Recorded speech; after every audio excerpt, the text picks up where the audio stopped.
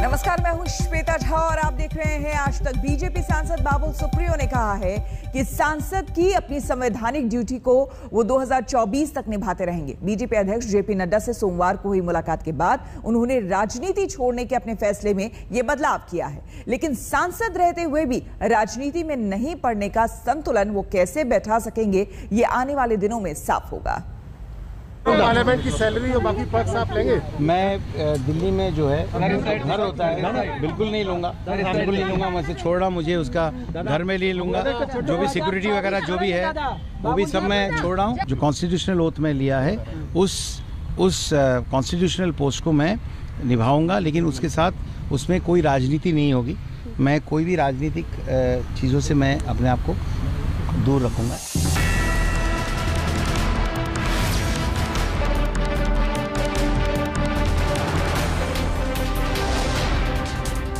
राजनीति को अलविदा कहने के ऐलान के बाद बीजेपी अध्यक्ष जेपी नड्डा से हुई दूसरी मुलाकात के बावजूद आसनसोल के बीजेपी सांसद बाबुल सुप्रियो ने राजनीति से तौबा करने का फैसला नहीं टाला है। उन्होंने एक सांसद की संवैधानिक ड्यूटी निभाने का वादा कर राजनीति का धागा भले न चटकाया हो, लेकिन दिल की कसक छुपाए नहीं छुपती है। मैं बहुत धन्यवाद देता हूँ, आदर करता हूँ माननीय होम मिनिस्टर साहब और नड्डा जी की, आदरणीय आदित्यनाथ जी की, कि उन्होंने मुझे इतना प्यार दिया और छोड़ने से, पॉलिटिक्स छोड़ने से मुझे ना छोड़े, उसके लिए उन्होंने कहा। बट मैं उनका एक बात जो है मुझे लगा कि मानना जायज़ होगा। आसनसोल से भी जो मुझे मैसेजेस मिला है वो मैं सिद्धांत बदला। मेरा जो कॉन्स्टिट्यूशनल काम है, constitutional post as an MP जो है, वो काम मैं आसनसोल में करूँगा, लेकिन कोई भी राजनीतिक कार्यक्रम में कहीं पर भी आप मुझे देखेंगे नहीं। बाबुल सुप्रियो ने जब राजनीति छोड़ने का ऐलान अपनी फेसबुक पोस्ट में किया तो उनका निशाना राजनीतिक सफर के अपनों पर भी था, गैरों पर भी था। बंगाल बीजेपी अध्यक्ष दिलीप घोष और टीएमसी नेता कुणाल घोष के बयानों का जिक्र कर बाबुल ने लिखा था कि अब उन्हें ऐसी बातों से दो चार होना पड़ेगा, अब अच्छे कामों में अपनी ऊर्जा लगाऊंगा।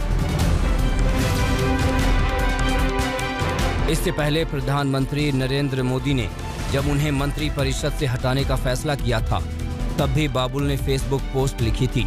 उस फेसबुक पोस्ट में बाबुल सुप्रियो अपने भीतर की कसक छुपाते हुए भी बता गए थे।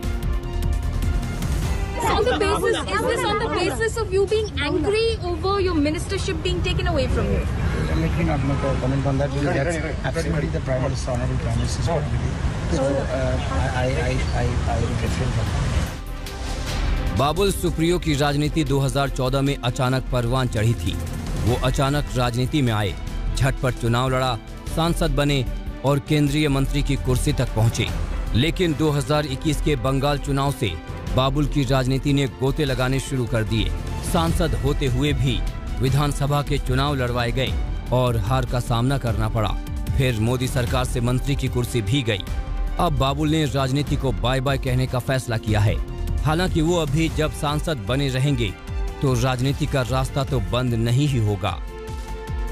2024 के बाद भी आप सांसद रहना चाहेंगे या 2024 तक ही सांसद रहेंगे, क्योंकि संवैधानिक पद तो 2024 तक 2024 जो है ना, वो अभी क्या चल रहा है, 21 चल रहा है ना, तो आप भी रहेंगे, मैं भी रहूँगा। पॉल मिसाहा के साथ आज तक ब्यूरो।